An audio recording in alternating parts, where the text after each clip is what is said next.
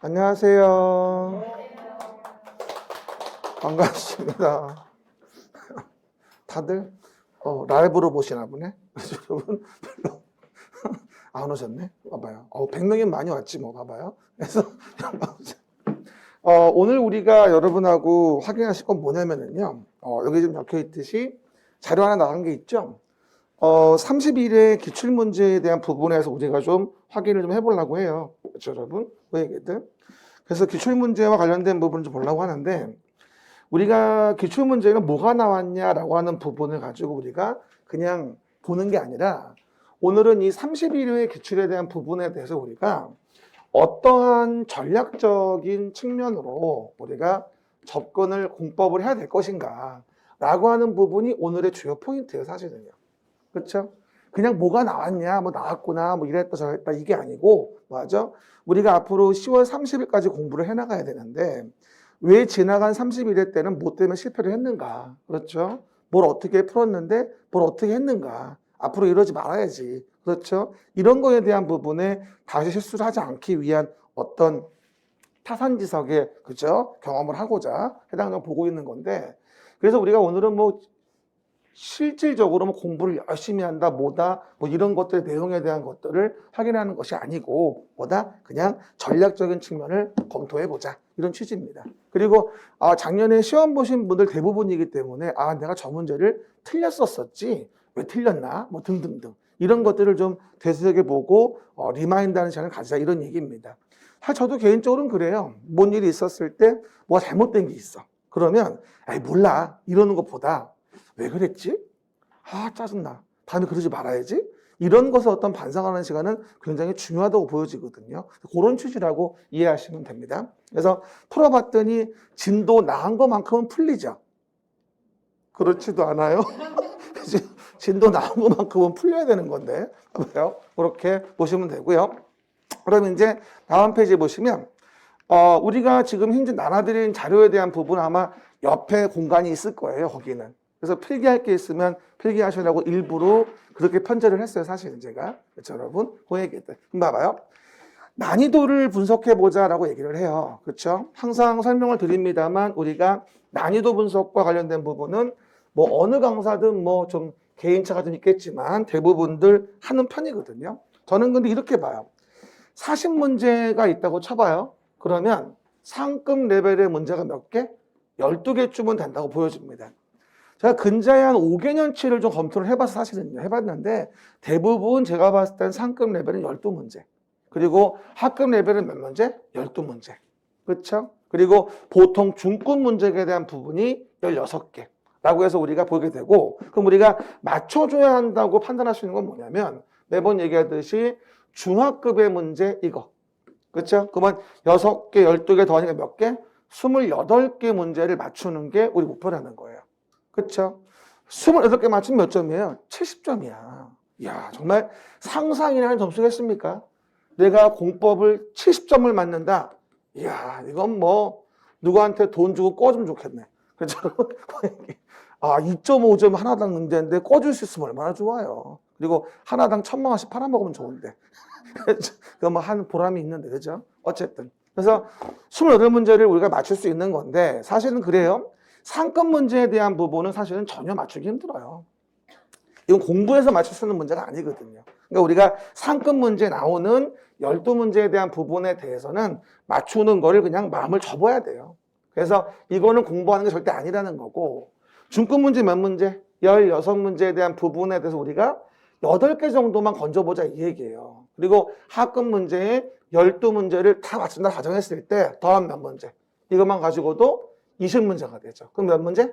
이러면 50점이 되어지는 거예요. 그래서 우리가 아무리 안 나와도 우리 수업 목표는 50을 하한으로 가는 거예요. 그리고 평균 몇 점이다? 60은 나와줘야 한다는 얘기죠. 그렇죠? 근데 대부분들이 이렇게 자기 실력으로 5, 60점 맞을 수 있다면 실제 점수는 70점이 넘어요, 사실은요. 그렇죠? 왜 그렇다? 잘 찍으니까. 어떻게 잘 찍어?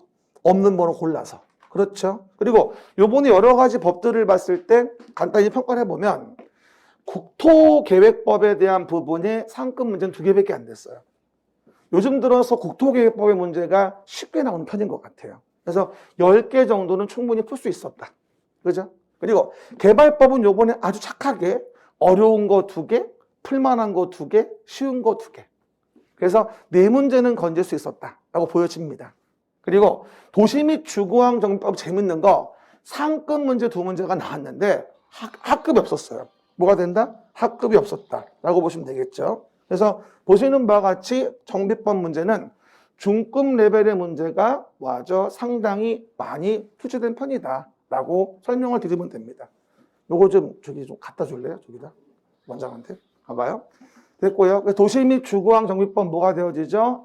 중급 문제보다 4문제 정도. 근데 요즘에 그래요. 정비법에 대한 문제가 어려운 문제가 상당히 많이 나올 때가 많아요. 그래서 우리는 항상 얘기할 때 정비법은 6개 중에서 3개가 얹으면 다행이라고 했는데 이번엔 조합 관련된 문제가 많이 나오면서 중급 문제가 대부분이었거든요. 맞출 수 있는 부분이고요. 한 가지 괄목할 사항은 이 건축주택이에요. 이번에 공법 토스 안 나오신 분들의 특징이 뭐냐면 이 앞부분 잘 모르겠어요. 세법은. 그래서 건축주택법을 좀 잘 좀 해보려고요. 7문제니까. 이랬는데 건축이 7개 중 3개. 주택이 3개가 듣도 보도 못한. 그렇죠. 그래서 내가 분석을 해봤는데 그건 공부해서 맞출 수 있는 문제가 아니에요. 그렇죠. 이따 문제 보지만 문장의 기흥, 니은, 디귿, 보기를 분석해가지고 거꾸로 답을 골라내야지 그걸 공부해가지고 알아서 맞추겠다면 불가능한 거야 사실은. 그렇죠. 다시 한번 얘기합니다. 어려운 문제는 공부해서 맞추는 게 아니라 뭐다? 쉬운 거를 정확히 알아서 제껴서 맞추는 거예요. 남는 게 틀린 거 맞는 거니까. 그렇죠. 그런 마인드 가져야 됩니다. 그래서 주택 건축은 3개씩은 상태가 안 좋았고요. 친절하게 중급 2개씩, 하급 2개씩이었어요. 근데 요즘에 이 하급 문제 특징이 뭔지 아세요? 하급 문제 특징이 쉬운데 응용 지문이 많아요. 그래서 하급 문제는 쉬운 것 같지만 정확히 모르면 응용 지문을 풀 수가 없어요. 그래서 틀려요. 그러다 보니 12문제 하급 문제에 대한 부분에 대한 것은 우리가 정확하고 완벽한 응용으로 연습을 많이 하셔야 돼요. 그래서 요 12개를 절대로 하급 문제를 놓치지 않도록 하는 게 우리가 붙는 비법이라는 거예요, 사실은. 이건 중개사하고는 달라요. 중개사는 뭐 해야 된다? 철저하게 꼼꼼히 담아줘야 돼요. 하지만 공법은 그렇게 못해요. 워낙 많아서. 그렇죠? 중개사법이 10배 가까운데 어떻게 다 이거를 조문을 할 수가 없지. 그렇죠? 그래서 공법을 다 외워서 한다는 자체가 미친 소리예요. 말도 안 되는 소리죠. 그렇죠? 그리고 농지법에 대한 부분은 이번 시험에 너무도 쉽게 하급 문제만 2문제가 나왔어요. 이건 뭐 맨날 나온다는 얘기가 완전 적중을 해가지고 농지법은 거기 다 맞췄어요, 사실은. 임대차하고 농업진흥적 문제를 물어봤기 때문에 못 맞춘 문제가 없었습니다, 올해 같은 경우는. 농지는, 그리고 요즘에 하급 문제가 많이 나와, 농지는. 제가 매번 얘기하죠. 왜? 농지가 하급 문제가 많은 이유는 출제위원도 농지법을 몰라요. 처음 보는 사람이 되는 경우도 많아. 그러다 보니까 어려운 걸 낼 수가 없는 거예요. 농지는 그래서 우리도 평소에 많이 공부하는 법이 아니라는 거죠. 그렇죠? 이게 바로 우리 시험의 상중하에 대한 부분으로서 평가되어지는 부분이고 아마 내년도 32회 때 걸 제가 분석을 해봐도 거의 같은 결과일 것으로 보입니다. 그렇죠? 제가 20%를 분석해보면 그렇더라고요, 결론적으로. 그리고 이거에서 매번 제가 여러분한테 말씀드리죠. 그러면 시험 볼 때 20문제를 풀었다 이 얘기야. 그러면 나머지 못 푼 거 몇 번 찍어요? 라는 것도 굉장히 중요한 기준이 되어지는데 제 말을 안 믿어요. 왜? 정말로 8개씩 안 나오면 어떡할 건데? 40문제인데 1, 2, 3, 4, 5번에 대한 부분에 배분을 지켜서 8개씩 문제를 배분하는 게 정답이 일반적인 패턴이에요. 근데 지금 뭐예요? 4번만 9개. 그리고 5번은 7개고 나머지 8개였죠. 그래서 대부분들이 이런 식이에요. 그래서 똑같이 8개씩 나온 적도 있고 7개에서 9개 정도의 정답이 배치되어 있다고 이해하시면 돼요. 일반적으로. 그렇죠? 그러다 보니까 매번 얘기하다시피 정답을 내가 풀어놓은 걸 봤더니 2개고 2개고 2개고 2개고 2개였다. 아주 극명하게 이해해보자고 얘기했었죠. 그럼 10개밖에 못 푼 거야 지금. 맞죠? 그러면 10개를 풀었는데 지금 2개 정확하다 가정을 해보자고. 그러면 나머지 뭐가 된다? 다 어느 번호를 찍어도 결론적으로는 6개씩은 더 맞는 거예요. 운 좋게 4번을 찍었다. 그럼 더하기 7개. 그러면 17개 42.5. 와우. 원더풀. 할렐루야. 완벽하지 않습니까? 이게 산수가 나온단 말이에요. 근데 말을 안 들어. 그리고 앉아가지고 본인이 끝까지 읽어보고 아무리 어려운 문제도 내가 이겨낼 수 있어. 끝까지 읽어보고 다 읽어보면서 중개사법 시간 모자라 못 풀면서 그냥 다 풀고 앉았는 거야. 그럼 뭐야? 또 만나는 거야. 단골손님 되는 거지. 그래서 그러면 된다 안 된다? 안 된다. 제 말 좀 들어요. 분명한 사실은 정답은 이렇게 돼요. 반드시. 그리고 8개씩 나오는 경우도 많고 보는 바처럼 7개에서 9개 정도 지문되는 게 많기 때문에 본인이 문제를 풀어보고 가장 본인이 정답 OMR 카드에 없는 번호를 찍으란 얘기야. 그러니까 만약에 뭐 대충 뭐 3개, 2개, 뭐 2개, 무슨 빵개, 무슨 뭐 7개 이랬단 말이야. 그럼 나머지는 모르겠어. 그럼 뭐야? 야, 4번 찍는 거야. 그냥 쫙. 가장 없으니까 여기가. 그럼 뭐가 돼? 가장 없으니까 그냥 4번 찍으면 나머지 좀 더 맞을 많아지겠지. 그러니까 아까 봤듯이 하급 레벨 12개를 정확히 맞추고 중급 레벨 8개 건진단 말이야. 그러면 뭐가 되죠? 20문제를 건지니까 50점을 놨다가 던져한다면 가장 없는 번호 한 번을 골라 찍으면 보다 보면 이렇게 풀었어도요. 20개에 맞췄어도 가장 없는 번호가 2개밖에 없는 경우 등이 있어요. OMR 카드를 보면. 그럼 그거를 나머지를 찍으면 6개는 건지는 거야. 그럼 더하기 6 얼마? 26개. 그러면 65점. 산수 됩니까? 그러니까 제 말 좀 들어요. 그러니까 자꾸 이 어려운 거 찾아서 이 상급 레벨 풀겠다고 이상한 거 하다 보지 말고 이 중하의 레벨, 특히 하의 레벨을 정확히 내 것으로 해가지고 여기서 명확하고도 완벽하게 이해를 하자. 범주를 물어보는 건지 포인트를 물어보는 건지를 판단한 다음에 그 내용들을 공부해 간다면 절대 실패는 존재할 수 없다. 그리고 실무는 이제 붙고 나서 하는 거야. 그렇죠? 공부할 때 들었던 거 시험 보는 다음날 바로 다 까먹어요. 아무것도 안 남아. 농담이 아니라. 그러니까 지금 뭐 나중에 뭐 실무 나가서 뭐 할 것도 고려해야 되고 뭐 이래서 뭐 넓게 배워야 되고 말도 안 되는 소리야. 일단 붙고 얘기하자고. 붙고. 근데 몇 번을 말을 해. 내 말 좀 들어요. 저는 무슨 전문가? 합격 전문가. 실무는 모르겠고 합격 전문가. 에? 관심도 없고 일단 붙는 게 우선이야. 알겠습니까? 괜히 멋부리다가 오래 걸려. 그러지 말라고. 왜 쉽게 붙을 수 있는 방법이 있는데 왜 이렇게 멀리 댕겨 쓸데없이. 그렇지 않아요? 여러분 보고 뭐라 그러는 게 아니에요. 주변에 좀 전파 좀 해줘. 그래야지 또 빨리빨리 붙지 우리가. 그렇죠? 그 얘기다. 이렇게 분석해 볼 수 있고요. 나중에 또 기회 되면 제가 5개 이제 분석해 드리는데 다 똑같아요. 7개에서 정답은 9개 사이예요. 그렇죠, 여러분? 절대 예외 없어요. 만약에 한 번호가 20개 있었다. 이건 미친 소리죠. 그러면 공부 안 하고 한 번호 찍은 사람 붙는 거야, 그냥. 말도 안 되는 소리예요. 그렇게 못 냅니다. 이렇게 분석하시면 되고요. 그럼 국토계획법 다음 페이지 봅시다. 첫 번째 법이에요. 국토의 계획 및 이용에 관한 법률. 그럼 이 법의 흐름을 봅시다. 12문제가 나오는 부분이에요. 우리 전체 법에서 30% 부분이 나온다 볼 수 있는 건데 요번에 참 특이하게 많이 나오는 부분 중에 안 나온 게 뭐냐? 여기. 지구 단위 계획의 부분이 문제가 안 나왔어요. 서프라이즈죠. 31회 때 지구 단위 문제가 안 나왔다는 거야. 그렇죠? 그럼 이번 시험은 뭘까? 반드시. 지구 단위 계획은 이번에 31회 때는 꼭 물어볼, 32회 때는 꼭 물어볼 부분이가 보여집니다. 그리고 위에부터 보시면 이제 도시군 계획 등 볼 때 우리 평소 얘기할 때 광역도시계획, 도시기본계획, 도시관리계획이 아주 친절하게 한 개씩 나왔어요. 그래서 3문제가 나왔어요. 도시군 계획 등에서. 그죠? 근데 평소에 이 챕터가 보통 1개에서 2개쯤 문제를 물어보는데 이렇게 3개가 다 나온 적은 좀 오랜만이에요. 한 7, 8년 만인 것 같아. 3개 다 나온 경우가. 그래서 보통은 1개씩밖에 안 나오는데 여기는 한 챕터당 1개 나와서 3문제가 나왔고 광역도시계획은 제가 상이라고 분류를 하긴 했는데 솔직히 말하면 저는 이거 중이라고 하고 싶어. 왜냐하면 이따 문제 보면 알지만 나머지는 다 한 얘기야. 근데 이제 정답 지문이 조금 까다로워가지고 그렇게 보이는 거지 나머지 지문을 정확히 하면 풀 수 있는 겁니다. 그리고 요즘의 탑 트렌드 용도, 지역, 지구, 구역. 특히나 뭐다? 용도, 지구. 지구 문제가 2개나 나왔어요. 올해도. 근데 다 하급 레벨. 제가 저번 지나간 시험도 얘기했다시피 용도지구는 아마 32회 때도 2문제가 나올 거예요. 문제를 내시는 분은 계속 용도지구가 많이 바뀐 걸로 보이기 때문에 52년 만에 전면 개정된 거야. 3년 전에 용도지구가. 그러니까 당연히 계속 많이 나올 수밖에 없을 것 같아요. 제가 지나간 금요일날 얘기했습니다만 용도지구는 올해 같은 경우는 뭐예요? 최악지구는 매번 잘 나오는 거고 특화 경관지구나 그렇죠? 또는 무슨 복합용도지구나 이런 것들 위주로 물어보지 않을까요? 그래서 그렇게 판단이 되어집니다. 되고요. 그리고 입지규제 최소 구역의 용도구역 정할 때는 제수씨도 입이라고 해서 용도구역이 있었죠. 근데 이게 중권의 문제가 나왔는데 또 한 번 더 나오지 싶어요. 올해도.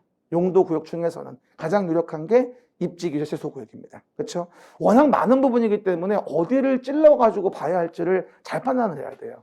그래서 적중이 높으면 공부 많이 안 하고도 높은 점수가 나오는 거예요. 적중이 낮으면 어떻게 되죠? 그럼 그거 아셔야 돼요. 많이 얘기하면 적중이 낮아요. 많이 얘기하면.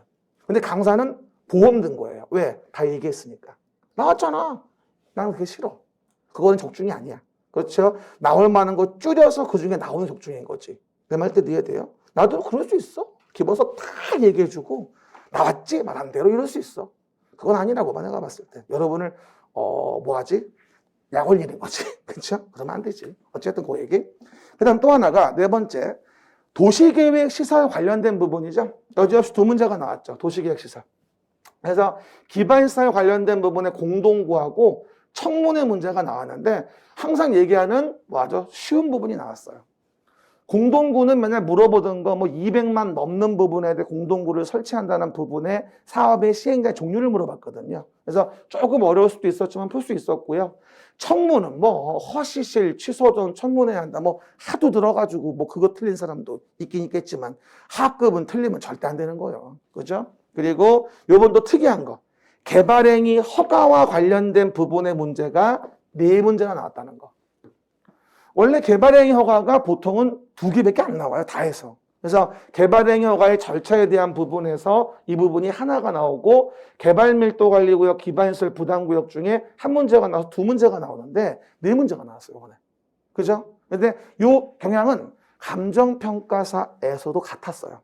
그래서 앞으로는 용도지구하고 개발행위 허가 쪽의 강세가 아닐까. 올해도 그렇게 예상을 해봅니다. 그렇죠? 그리고 아마 해당 내용 부분에 지구 단위 계획이 안 나왔기 때문에 나올 부분이 나와줘야 돼요. 그렇죠? 하지만 32회 같은 경우는 제가 봤을 때는 앞쪽의 부분 있죠? 광역도시계획, 도시기본관리계획 그쪽은 한 문항 좀 줄일 것 같아요. 원래 3개까지 안 나와요. 천 부분에 대한 부분은 이 부분은 보통은 한두 개밖에 안 나오거든요. 이 부분이. 근데 이번에 3개가 나온 게 많이 나온 거야 사실은. 그렇죠? 오해기. 그래서 우리가 국토계획 평가해 보자면 상급 2개에 중급 6개, 하급 4개쯤이었어가지고 이거만 10개만 맞춰도 몇 점이야? 25점이야. 그죠? 그러니까 점수의 배분을 잘 보고 항상 얘기하듯이 문항수 많이 나온 부분을 공략을 많이 하셔야 돼. 문항수 안 나오는 부분을 공부하시면 안 된단 말이야. 그리고 과목도 뭐다? 문항수 많이 나오는 거 위주로 시간 배분을 하셔야지. 문항수 많이 안 나오는 법을 갖다가 오래 공부하는 건 정말 바보 같은 일이에요. 일단 목표는 합격이니까. 그거 먼저 이해하셔야 되고요. 그렇죠? 봐요. 이제 좀 분석을 해드리니까 믿는 표정이네. 옛날에는 아유 그냥 하는 거지 뭐. 그런 거 없어. 그냥 하는 거 아니야? 공부해야지. 봐요. 그럼 다음 페이지 봅시다. 그리고 그럼 1번 문제가 나옵니다. 그럼 제가 대부분들이 제가 그림책으로 수업을 진행합니다. 그럼 대부분들이 아우 이거 100페이지밖에 안 되는데 이거에 해결이 돼? 관련이 있어? 기본서 안 봐도 될까? 읽어주는 걸로 봐도 되나? 이런 말을 많이 하거든요. 그래서 그걸 증명해 드리려고 제가 여기다가 그림책 페이지도 적어놓고 어디에 뭐가 있다고 미리 알려드려요. 저 개인적으로 시험 보고 나서 작년 그림책을 검토해 봤더니 한 32개 정도는 그 안에 있었어요. 그렇죠? 중학급의 레벨은 충분히 맞출 수 있는 거예요. 그림책 내용 가지고도. 그리고 작년 거는 올해 그림책보다 더 얇았잖아요. 80페이지밖에 안 됐었으니까. 올해는 100페이지지만. 그래서 해당 내용 봤을 때 검토 가능해 줘야 되고요.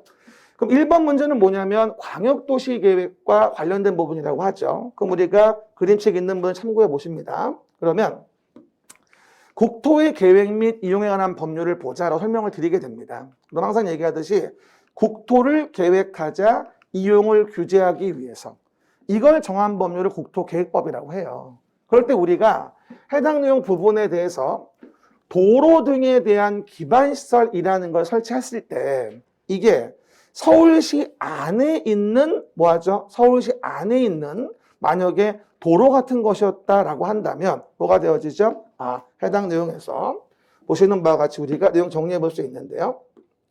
그러면 내용 본다 한다면 보시는 바와 같이 서울시 안에 있는 도로 등의 기반시설이었다라고 한다면 이런 경우는 기반시설에 대한 부분을 서울시 안에 여기에 설치하는 거잖아요.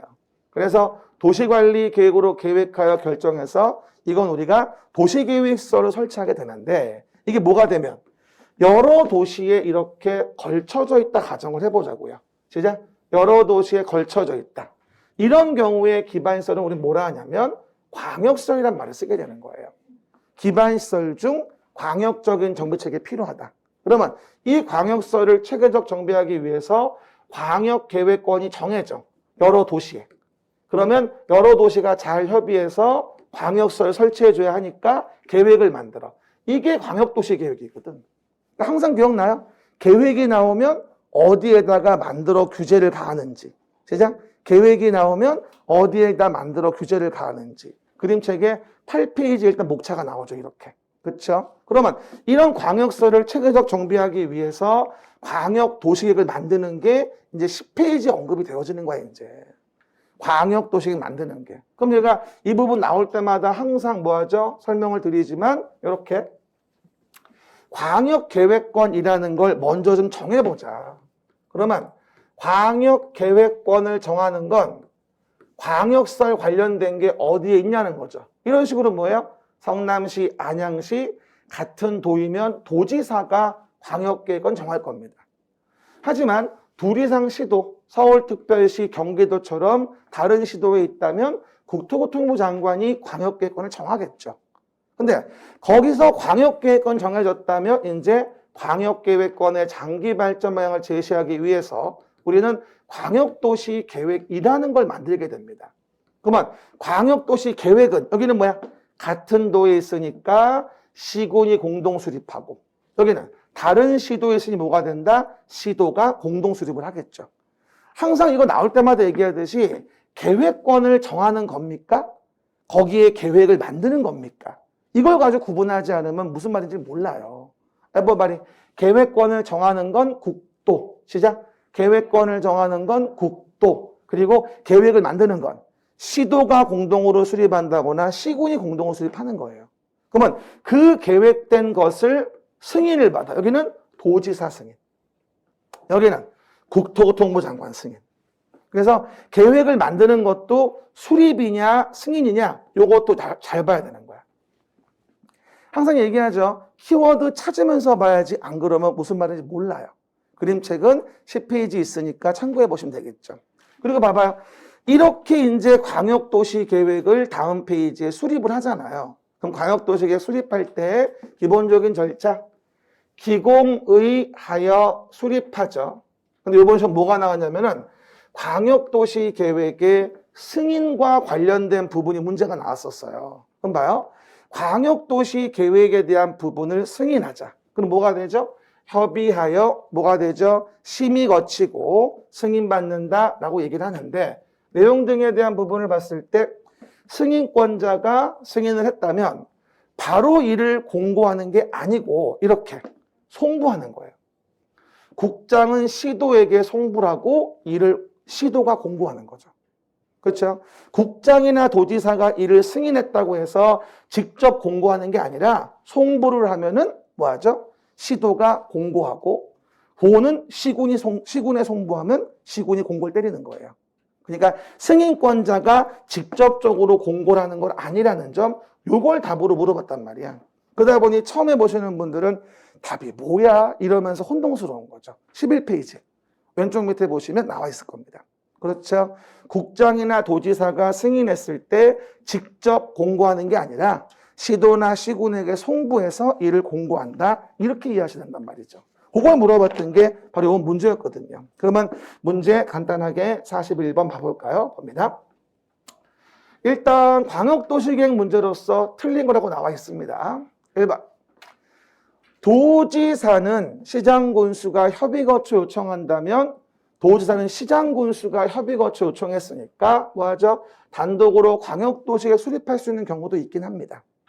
두 번째, 계획의 수립 기준은 어디 가나 장관이 정합니다.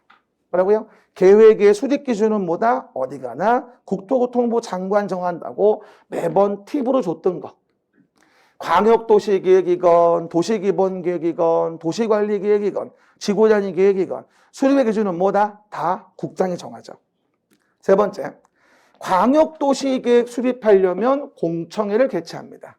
기공의하여 수립하죠. 공청회. 기공의하여 수립한다. 공청회. 그리고 개최할 단위가 넓으면 수개 지역으로 구분해서 할 수도 있다고 제가 작년 설명을 드렸었어요. 공청회는 뭐 구분 개최할 수 있습니다. 네 번째 봐봐요. 국토교통부 장관은 장관이에요. 광역도시 계획을 수립했을 때는 직접 그 내용을 공고하고 일반이 열람 X. 시도에게 송부하면 시도가 공고해서 열람케 하는 거예요. 그렇죠? 듣고 나니까 쉽지 막상 보면 뭐라는 건지 잘 안 들어와요. 근데 이게 답이 약간 좀 사이드였어, 답이. 그렇죠. 그래서 조금 어렵게 느껴서 제가 요거는 상급 레벨로 배분하긴 했는데 나머지를 알았다 맞출 수 있거든, 사실은. 5번은 뭐예요? 광역도시 계획을 공동으로 수립하는 시도가 그 내용에 대해 협의가 안 됐죠. 협의 안 되면 어떻게 된다? 공동이나 단독으로 조정 신청할 수 있다고 매번 얘기했죠. 10페이지 가운데 밑에서. 그렇죠? 해당 내용 부분에 대해서 협의가 안 되면 공동이나 단독으로 조정 신청할 수 있다. 10페이지 가운데 밑에 언급됐었습니다. 봐봐요. 그러니까 여러분이 시험장 가서 이 상급 문제를 처음에 딱 봤어. 광역도시계획 문제? 쉬운 거 나온 것 같은데 풀어봤는데 생각보다 까다로워. 그럼 어떻게 되지? 당황이 시작돼 이제. 이거 봐라 어렵네 이러면서 그러면 뒤에부터 이제 엉망이 되어지는 거야. 아마 처음 봤을 때 답을 좀 못 골랐을 거야 이거는 내가 봤을 때는. 그러면 제끼는 거야. 그렇죠? 1번 맞고 2번 맞고 3번 모르겠고 4번 모르겠네. 3, 4번 중에 하나인데 놔두고 지나가는 거야. 놔도 그냥. 답 찍으려고 하지 말고 놔두고 지나가. 알겠습니까? 그리고 다시 돌아와서 봐야 돼. 1분 넘어가면 안 돼. 그러면 밀려 시간 자체가. 그 명심하시고 보셔야 돼요. 그리고 넘어가시면 두 번째, 도시 기본 계획에 대한 설명이 되어 있어요. 그리고 항상 얘기하는 거 다시 물어봅시다. 계획이 나오면은 꼭 뭐를 봐라? 어디에 만드는지를 봐야 돼. 그럼 어디 만들어? 서울시라는 도시 관할구역에 만드는구나. 서울시라는 도시 관할구역. 게다가 기본이지 관리가 아니구나. 기본. 종합계획으로서 관리계획을 만드는 지침이 되어지는 기본이구나. 항상 계획을 보면 규제하는구나. 그리고 어디에 만들지? 근데 그게 관할구역인 서울시에 만드는 거였다면 기본인지 관리인지를 구분하고 들어가야 돼요. 그렇지 않으면 읽다가 산으로 가요. 그렇죠? 항상 키워드를 잡아서 내용을 봐주셔야 된다라는 겁니다. 1번 봐보세요. 시장군수예요. 시장군수는 시군의 뭐에 대해서? 관할구역. 시군의 관할구역인 거죠. 서울이면 서울시 관할구역인 거고. 그렇죠? 관할구역을 포함하여 인접한 관할을 포함해서 도시 기본계획을 만들 수 있다고 했어요. 그래서 협의해야 한다. 인접한 관할을 포함 만들 수 있는 건 기본계획, 관리계획 마찬가지죠. 인접한 관할에 전부를 포함할 수도 있고 일부를 포함할 수도 있으니까 인접한 관할을 포함 만드는 건 가능합니다. 두 번째, 항상 얘기하는 거 기본 수업 때도 얘기했는데 기본계획이나 관리계획이나 5년 이내에 토지의 적성평가 등을 실시했다면 또 할 필요는 없어요. 제가 매번 얘기하죠. 산이 있고 그 밑에 주거 밀집지를 만드는 계획을 만드는 거야. 근데 나무 한 그루 없이 산사태가 위험한 동네인데 여기다가 주거 밀집지를 계획한다면 산사태 나면 다 죽어요. 그러니까 기본계획, 관리계획 만들 때 토지의 적성평가를 해줘야 되지만 5년 내에 실시한 적이 있다면 또 할 필요가 없다는 얘기야. 왜? 중복한 규제가 되어지고 비용만 깨지니까. 그 얘기였죠. 그림책에 11페이지 제가 가운데 위에다 써놨어요. 그림책에 11페이지 가운데 위에다가. 그럼 봐봐. 도시 기본계획이라는 거를 만들어 보자. 그러면 기초조사 공청회 의견 청취 수립하는데 그림책 11페이지 토지의 적성평가, 지하체 적성성 분석에 포함한다. 5년 내 실시한 적이 있다면 또 할 필요가 없다 라고 설명을 드렸죠. 그리고 기본계획 나올 때 가장 많이 물어보는 게 뭐예요? 도시기본계획은 수립을 제외할 수 있다. 외워볼까요? 수도권에 속하지 아니하고 광역시와 경계를 같이 하지 아니하는 시군으로서 인구 몇만 명, 10만 명 이하의 시군이라고 한다면 기본계획은 수립하지 아니할 수도 있다. 됐죠? 조그만 시군은 기본계획까지는 필요 없다. 이런 조건이 맞으면. 그리고 거기서 공청회 거치고 의견 청취하는데 뭐다? 그 의견 청취는 말 그대로 우리 지방의회, 서울이면 어디? 서울시 의회인 거죠. 무슨 시군이면 뭐야? 그 시군의 의회가 되어지는 거예요. 그 의회 의견을 듣는 거죠. 그럼 기공의하여 수립이 이루어지게 되고, 그리고 도시기본계획은 마찬가지. 얼마나 힘들면 협심증에 걸린다고 했죠? 협심증, 협의심의 거쳐 승인받는다. 그런데 시군이 만들었으면 도지사의 승인을 받지만 큰 도시이면 따로 승인받진 않는다. 다 큰 아들이 내 멘탈을 엄마한테 승인받는 건 말이 안 된다. 기본계획은 멘탈이니까. 알겠습니까? 그 얘기였잖아요. 그럼 뭐요? 시군이 도시기본계획에 대한 부분을 도지사 승인 없이 직접 그냥 마음대로 협의해서 바꿀 수는 없어요. 시군은 도에게 승인을 받아야 하는 거거든. 이해가셨죠? 그러니까 해당 기출문제에 대한 부분에 대해서 우리가 내용 등을 정리해 본다면 이 문제는 봐요. 3번. 시장군수는 기본계획을 우리 수립하려면 시군 의회 의견을 듣죠. 하지만 4번 읽어봐요. 시장군수는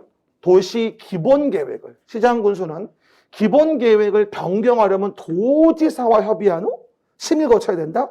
어디서 버르장머리 없이 협의질이에요? 도지사한테 승인받아야지. 그럼 도는 뭐 할 때? 승인 전에 협의하고 심의를 거친 다음에 승인하는 거고. 합심증. 도지사와 직접 협의해가지고 하는 게 아니죠. 시군은 도에 승인받아야 되니까. 그래서 이 문제도 중간 레벨인데 절차적인 이해를 못했으면 아마 틀렸을 수도 있어요. 하지만 근데 1번하고 2번하고 3번하고 5번 5년마다 기본계획 타당성 검토 맞잖아. 그럼 남는 게 4번밖에 없거든. 그래서 이 문제는 중급으로 본 거예요. 답이 나올 수 있어요. 나머지를 정확히 알 수 있으니까. 한 번 더 얘기해요. 어려운 지문을 알아서 그 지문을 맞추는 게 아니고 나머지 쉬운 지문을 정확히 알아서 어려운 걸 답으로 고를 수 있는 게 공법을 푸는 방법이에요. 올해만 그런 게 아니라 아마 내년도, 후년도 계속 그럴 거예요. 그러니까 절대 그냥 외우려고 덤비면 안 돼요. 점수가 안 나와. 이해를 해야 돼. 그리고 알아야 할 건 정확하게. 그래야 나머지를 답으로 고를 수 있어. 알겠습니까? 그런 전략이 공법의 전략. 그러면 42번 답은 몇 번? 4번으로 볼 수 있겠죠. 작년에 시험 봤을 때 기억이 좀 나죠? 됐어요. 그러면 3번 그럼 뭐가 된다? 13페이지 그림책에 있고요. 도시관리계획과 관련된 문제가 나와 있네요. 이거는 관리계획. 됐죠? 항상 문제 풀 때마다 문제에서 관리인지 기본인지 알겠습니까? 키워드 찾아보면서 시작하는 겁니다. 그러면 도시관리 계획에 대한 부분에 대해서 우리가 어떤 내용들이 있냐. 이것도 사실은 중급 레벨로 분류했는데 좀 어렵게 푸신 분은 어렵게 푸실 수도 있었습니다. 일단 봐봅시다. 시장군수가 입안한 지구단위 계획의 구역의 지정 변경에 대한 도시관리 계획은 시장군수가 직접 결정한다. 이 질문 제가 매번 나온다 강조했었거든요. 원래 여러분 도시관리계획 결정은 시도 대장이 하잖아요. 그런데 그 말 기억나요? 만약에 여기가 광명시였다. 근데 광명시의 일부인 철산동이 있었다. 여기다가 뭘 만든다? 우리가 지구단위 계획을 만든다. 왜? 재개발한다 그래가지고. 그러면 요 일부에 만드는 계획까지도 광명시장은 대도시 아니라고 도지사한테 허락받아야 되느냐? 아니다. 일부에 대한 도시관리 계획은 시군이 직접 결정할 수도 있다. 광명시장 직접 결정 가능하다. 이거였거든요. 이게 신설되고 나서 정말 한 6년이 안 나왔어요. 그러다가 처음 나온 거예요, 이제. 31회 때. 한 번 터졌으니까 또 나올 수 있겠지. 그리고 개발 제한 구역과 관련된 부분은 뭐예요? 규제가 심하니까 국토교통부 장관이 결정한다고 했지. 우리 13페이지 왼쪽 밑에 그림책에 13페이지 왼쪽 밑에 13페이지 왼쪽 밑에 또 못 찾아. 이래가지고 언제 다 하지? 큰일 났네. 그럼 봐봐요. 그럼 내용에서 우리가 13페이지 보시면 왼쪽 밑에 도시군 관리 계획의 결정권자와 관련된 부분이 보일 거예요. 도시군 관리 계획 뭐다? 결정권자. 그러면 원칙적인 결정권자는 누구다? 시도지사. 그리고 대도시의 시장. 하지만 대도시가 아닌 시장 군수여도 지구 단위 계획과 관련됐다면 직접 결정권이 있다는 거예요. 광명시 철산동. 그렇죠? 그리고 예외적으로 뭐다? 국토교통부 장관이 도시관리 계획 결정할 수도 있는데 개발제한구역 같은 게 대표적인 거지. 규제가 심하면 국장이 정할 수 있는 거니까. 그리고 국가계획과 연계된 시가조정구역이 또 국장이 직접 결정할 수 있고, 수산물, 해장할 때는 수산물이 최고라고 매번 얘기했었죠. 해장할 때는 수산물이 최고. 수산자원보호구역은 누가? 국토교통부 장관이 이를 뭐가 된다? 아니라 해양수산부 장관이라고 이해하셔야 돼요. 해장할 땐 수산물이 최고다. 시작. 해장할 땐 수산물이 최고다. 요즘 같은 경우는 좀 해장 좀 하고 싶어요. 해장할 일이 없어. 술을 먹을 일이 없으니까. 그리고 저 때도 한번 금요일 날 수업 끝나고 우리 깨런 사람하고 쇠주 한잔 했거든, 둘이서. 그렇죠? 근데 먹고 나서 아쉬워. 집에 가야 돼, 9시인데. 그래가지고 어디 갈 데가 없어. 그래서 이제 서로의 집으로 모실 수밖에 없는데 그건 아니잖아. 코로나 사태에. 그래가지고 아쉽더라고. 그래서 오늘 뭐 발표한다고 하는데 10시까지 되면 좋겠는데. 그죠? 관심 없어요? 공부해서 그런 거예요? 공부 안 하던데. 이상하다. 이렇게. 그래서 보시는 바와 같이 우리가 도시관리계획 결정권자에 대한 부분에 이렇게 내용 등을 정리해 보시면 돼요. 참 그림책이 신기한 게 뭐냐면요. 없는 거 같은데 다 있어요. 정말 신기한 게. 근데 문제는 못 찾는 게 문제야. 그렇죠? 그래서 보다 보면 찾을 수 있습니다. 그리고 오른쪽 밑에 뭐가 되죠? 협의심의에서 결정고시할 때 우리가 제가 아직은 설명을 안 드렸는데 오른쪽 밑에 특례사항이 사실 있어요. 뭐냐면 지구단위 계획과 관련된 부분이 있죠. 요거는 공동심의를 거친다는 조문이 있긴 해요. 지구단위 계획 관련된 부분은 아무래도 건물 같은 걸 짓기 때문에 도시계획위원회의 심의만 듣기에는 전문성이 떨어지니까 건축위원회, 건축 전문가 교수님 모셔있는 곳하고 공동으로 하는 심의를 거쳐라 이런 말을 하거든요. 그래서 지구단위 계획이라고 한다면 대도시 아니어도 뭐 하죠? 직접 결정할 수도 있으며 지구단위 계획에 대한 부분은 결정할 때 건축위원회, 도시계획위원회가 공동으로 뭐다 하는 심의라는 걸 거친다라고 얘기하는 거예요. 그리고 도시관리계획 결정도 협의심의 거쳐서 우리 결정하지 않습니까? 근데 협의심의를 생략할 수 있는 경우 등이 있긴 해요. 뭐라 하냐면 국방상, 국가안전보장상 기밀, 시크릿가 있다라고 인정돼요. 이러면 협의심의를 그냥 생략할 수 있어. 왜? 괜히 오픈했다가 시끄러워질 수 있으니까. 그러나 요거 관계 중앙행정기관장이 요청할 때만 한해서 그런 거지 아무거나 자의적 판단을 해가지고 생략할 수는 없죠. 내가 어떻게 알고? 안 그래요?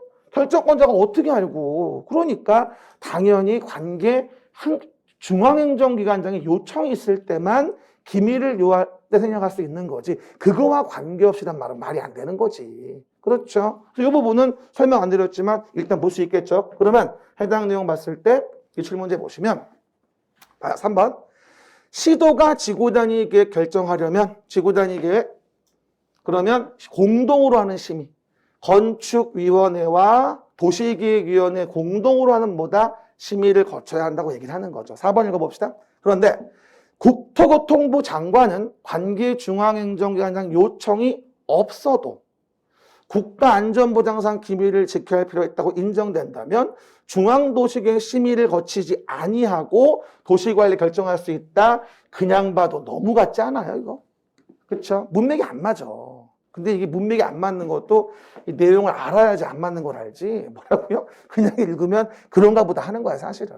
그렇죠? 근데 일반적으로 보통요.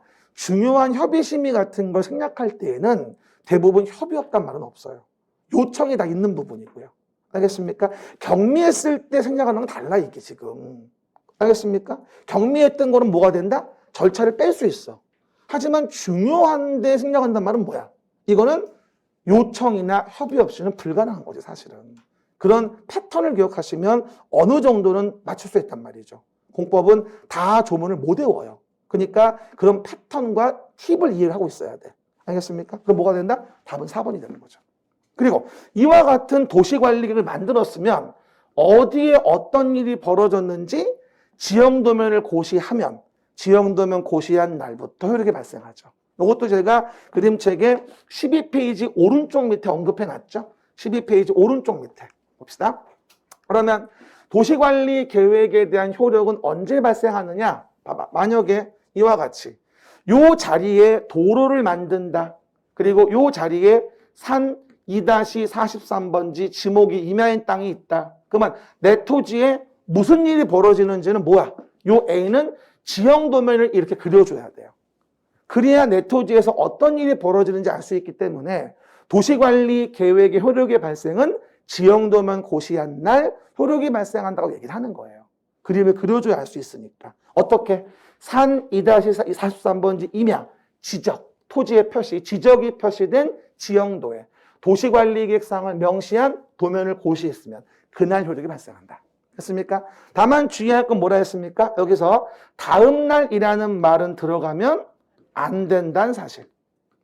하지만 다음 날이 나오는 게 있지? 뭐일 때? 효력을 상실, 실효하는 거. 이걸 효력 상실을 간주할 때가 나와, 조문이. 그럼 뭐가 되죠? 실효를 간주할 때에는 보통 다음 날이 있다.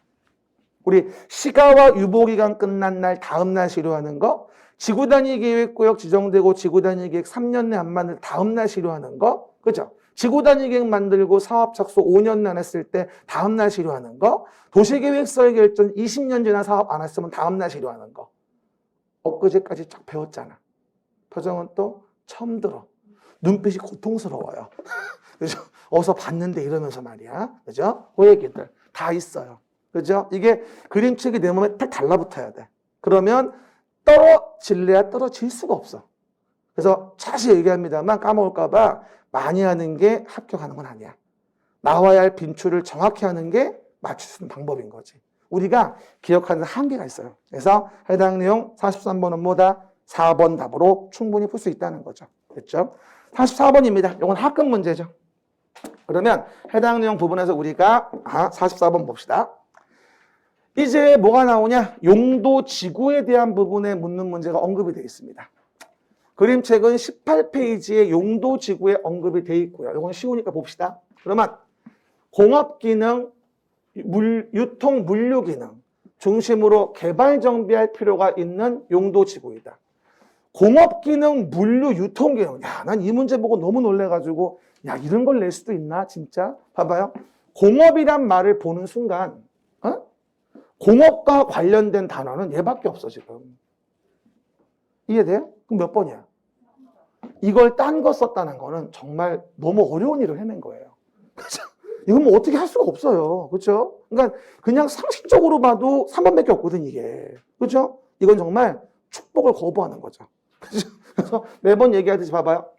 용도지구라는 것의 내용은 우리가 용도의 지역이 지정돼 있을 때 용도 지역의 제한을 강화, 완화하기 위해서 용도지구라는 걸 정하고 용도지구의 종류는 18페이지 전 가운데 있듯이 취재진의 보고에 의하면 경복궁에 화재가 발생했대요 라고 제가 9가지를 얘기했어요. 뭐라고요?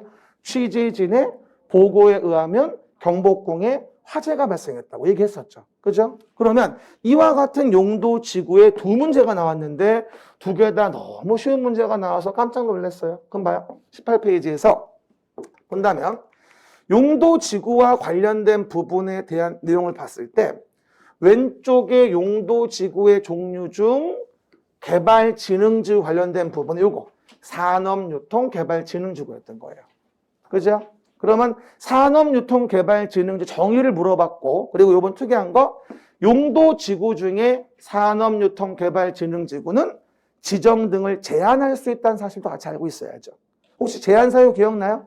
기지산에 올라 대입을 보고서 제한합니다. 표정들이 왜 그래 또? 뭐라고요? 기지산에 올라 대입을 보고서 입이 뭐야? 입지 규제 최소구역. 신설된 거죠. 산이 뭐야? 산업유통개발진흥지구인 거야. 이거에 대한 제한이 가능하다. 그리고 또 오른쪽에 보시면 그러면 용도지구가 지정된 동네에서 어떠한 행위 제한을 받을 거냐? 용도지구 지정된 곳에 어떤 제한 받을 거냐? 다음을 제외하고는 조례로 정한다. 그럼 뭐가 되는 거죠? 아하, 다음의 경우는 특례다.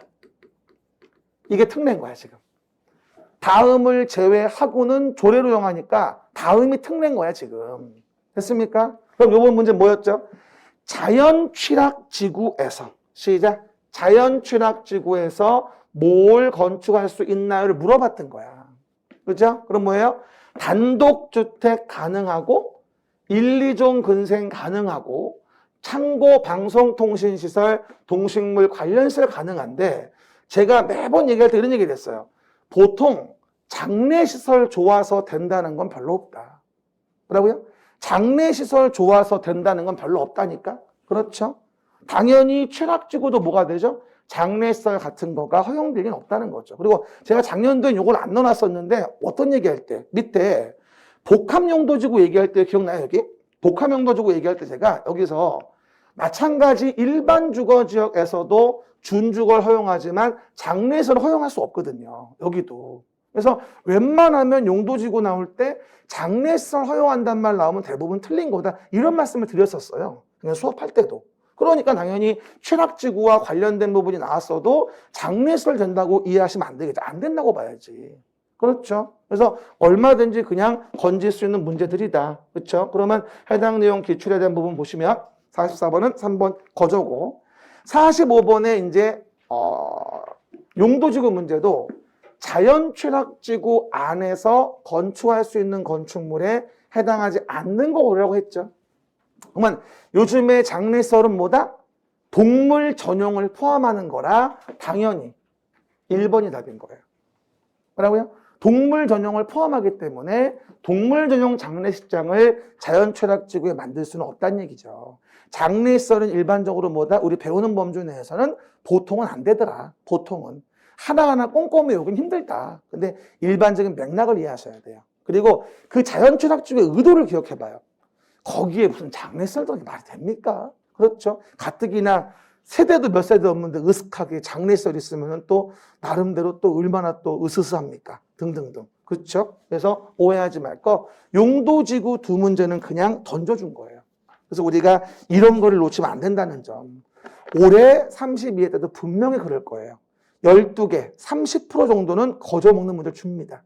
그거를 안 놓치는 게 우리가 할 일이라는 거. 그리고 정답 없는 부분 골라서 한 번호 찍는 게 두 번째 필살기. 그걸 믿어야 돼. 여러분이 읽는 걸 믿지 말어. 뭐라고요? 없는 번호 골라 찍는 게 100번만이 맞아요. 농담이 아니라. 근데 이게 한 번 시험장 가서 될 것 같죠? 못합니다. 겁이 나서. 허? 이래도 돼? 겁이 나. 어떻게 해야 돼?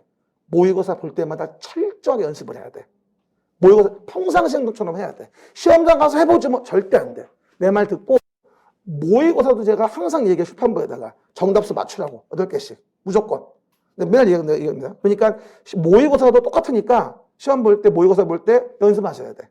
본인이 아는 거 풀고 모르는 거 한 번으로 찍어. 가장 없는 걸로. 가장 그게 많이 맞는 방법이야. 그 연습을 자꾸 하셔야 돼. 그걸 믿어. 본인이 풀지 마. 알았죠? 모르는데 풀면 더 틀려. 알았지요? 그리고 잘못 풀어놓잖아. 그러면 찍어도 안 맞아. 왜? 내가 풀어놓은 게 잘못된 거니까. 찍어서 맞추는 최대의 문제점은 내가 풀어놓은 게 맞아야 한다는 거야. 이게 안 맞으면 빵점이야. 그렇죠? 그 점을 꼭 명심하셔야 돼요. 그죠? 말을 똑바로 들어야 돼요. 그럼 6번입니다. 그러면 입지 규제 최소구역 관련된 부분이 있습니다. 뭐라고요? 입지 규제 최소구역. 이거는 뭐 예상했던 부분입니다. 나온다고 하도 많이 얘기해가지고 당연히 나온 것 같고요. 우리가 그림책은 몇 페이지? 20페이지 이제 언급이 되어 있는데요. 용도구역이라는 것은 용도구역 정할 때는 재수시도 입이다라고 얘기했어요. 시작. 용도구역을 정할 때는 뭐다? 재수시도 입이다. 그럼 용도구역 정할 때는 재수시도 입이라고 해서 우리가 용도구역은 지역 지구의 제한을 강화 완화하기 위해서. 그리고 용도구역은 뭐다? 지역 지구의 제한을 강화 완화하기 위한 걸 용도구역이라고 하고, 그 용도구역은 개발제한구역, 수산자원보호구역, 시가화조정구역, 도시자원공원구역, 입지규제 최소구역까지 5가지가 있죠. 19페이지. 그래서 용도구역 정할 때는 뭐다? 재수시도 입이다. 시작. 용도구역 정할 때는 재수시도 입이다. 그럼 봐요. 여기서 개발제한구역 나오면 집단 취락지구 일단 기억하고, 계집은 개특법, 그리고 입지규제 최소구역과 관련된 부분 너무 중요한 거 요번에 제한할 수 있다는 내용 추가된 거 꼭 기억하시고요. 재수시도 입 중에 입은 제한도 가능해요. 요번부터 이제 1월 10일부터. 그래서 우리가 기지산에 올라 대입을 본다고 얘기했어요, 아까. 그리고 결정권자가 이를 정하며 도시지역의 복합적인 토지이용 증진을 위해서 우리가 정하고, 행위제한은 입지규제 최소구역의 계획을 만들어서 도시관리계로 직접 계획을 만들어서 뭐가 된다? 이에 대한 부분을 규제할 수 있다. 그리고 나서 이제 행위제한 관련된 부분에 20페이지에 이제 언급이 되어지는데, 여기 입지규제 최소구역은 결정권자가 정하는데, 일단 이번 시험에서 우리가 이 부분을 물어본 건 이거죠. 뭐죠? 도심, 부도심, 생활권 중심 지역. 이걸 물어봤어요. 도심, 부도심, 생활권 중심 지역의 규제 최소화를 위해 정할 수 있다. 20페이지. 그리고 요번에 신설된 것 중에 창의적인 지역 개발이 필요하다. 새로 들어왔고, 또 하나. 입지하는 데 규제를 최소화하기 위한 구역이니까 입지 규제 최소 구역에서 뭘 배제하는가? 이게 나왔지. 주주문을 배제한다. 원래는 작년도엔 3개밖에 없었어. 그래서 주차장법에 부설 주차장 기준 같은 거 제외한다고 했지. 이게 30일에 물어봤던 지문이었고. 하지만 올해 추가된 게 뭐다? 건축법, 공개공지 등의 확보도 제외한다는 말이 추가됐지. 그렇죠? 그림책은 제가 개정된 거 정오표 드렸었어요, 저번에. 그래서 뭐 하죠? 여기 주주 문건을 배제한다. 시작. 주주 문건을 배제한다. 이젠 4가지가 되어지는 거예요. 1월 12일 날 들어오는 바람에 그 얘기들 이해하시면 되죠. 그리고 입지 규제 최소 구역은 완화의 내용을 담고 있는 것이기 때문에 다른 법률에 따라서 의지하고 있는 경우여도 뭐죠? 이 법에 따르지 않고는 입지 규제 최소구역 정할 수 없어요. 왜 그렇다? 그래 되면 너무 남용될 요지가 큽니다. 왜?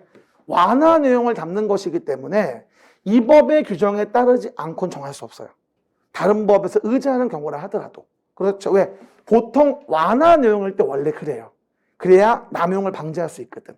알겠습니까? 그 내용들 이해해 보시면 되겠죠. 요거 알면서 문제를 풀어본다면 이제 내용에서 보시면 46번. 입지 규제 최소 구역에 대한 부분에 대해서 설명입니다. 옳은 것을 모두 고르시오. 참 요즘 이름 잘 나와. 제가 매번 얘기하죠. 요즘 문제 스타일이 이거예요. 박스 안에 내용을 쳐넣고 3개, 4개 집어넣은 다음에 옳은 거 모두 골라라, 틀린 거 모두 골라라. 이런 식이거든요. 그렇죠? 한번 풀어봅시다. 그럼 첫 번째, 도시군 관리계획의 결정권자는 도심, 부도심, 생활권 중심 지역 전부 일부를 입지 규제 최소 구역으로 지정할 수 있다. 맞는 거죠. 됐죠? 두 번째입니다. 주차장법에 따른 주차장 설치에 관한 규정을 적용하지 아니할 수 있다. 주주 문건을 배제한다. 주차장법의 부설 주차장 설치. 그럼 뭐가 되죠? 기역 니은이 일단 옳겠구나. 그럼 답은 뭐예요? 결론적으로 해당 내용 모두 고르는 거니까 기역 니은이나 기역 니은 디귿 셋 중에 하나인 거야 이제. 모두 고르는 거니까. 그럼 디귿번. 다른 법률에서 도시관리계획 결정을 의지하고 있는 경우에는 국토계획법에 따르지 아니하고 입지 규제 최소 구역 오타. 구역을 지정할 수 있다. 이해 가셨죠? 그러면 X죠. 남용 방지 차원에서 안 된다고 이해하시면 돼요. 답은 뭐가 된다? 옳은 걸 모두 고른 건 2번이 되어지는 거죠. 근데 여러분 이런 지문도 마찬가지예요. 어느 법에 어디를 가든 간에 완화 내용을 담고 있는 것을 여러 가지 법에서 무조건 간주해 주게 되면 남용되어져요. 근데 이런 지문들이 이렇게 여기만 나와 있는 게 아니라 어느 법에 어딜 가도 완화 내용을 담고 있을 때에는 그냥 다른 법에서 의제했다 해서 그냥 간주하는 경우는 별로 없어요. 대부분 다 별도로 본 절차를 거치거나 통제를 가하게 되지 안 그러면 뭐가 돼? 완화가 남용되거든. 이것도 공법의 기본 맥락이에요, 사실은요. 알겠습니까? 그럼 다른 걸 봐도 비슷한 지문 나왔을 때 아, 저런 톤은 아닌데 라고 흐름을 알 수가 있어요. 내 말 뜻 아시겠죠? 그러다 보니까 해당 내용 옳은 건 2번이 되어져서 이건 중급 레벨로다가 아마 2번 아니면 5번 중에 미칠 듯이 고민했을 거야. 이 문제 풀 때. 근데 애가 모르겠다. 남자는 고랬어. 모두 5번. 이러면 안 돼. 그죠? 우리요. 30회 때 문제는요. 모두 고르시오 나왔을 때 8문제가 나왔는데 모두 고르는 6문제였어요. 30회, 2년 전에는. 그래서 여러분들이 공부할 때, 모두 고르시고 모두 골라야지 그랬는데 내가 그랬거든. 올해는 아닐 거예요. 그래서 잘 읽어봐야 돼요. 그것 때문에 30회 때 36%가 나왔어, 합격률이. 모두 고른 사람이 많이 찍어 많이 맞췄거든. 그래가지고 한번 이 난이도에 실패를 해가지고선 모두 고르시는 않을 거라고 내가 얘기를 했었거든, 몇 번이나. 그래서 역시나 이렇게 나온 게 대부분이었어, 올해 시험은. 알겠습니까? 그 정도. 답은 2번이 되어지겠죠. 그럼 쉬었다가 다음 문제 좀 봐봅시다.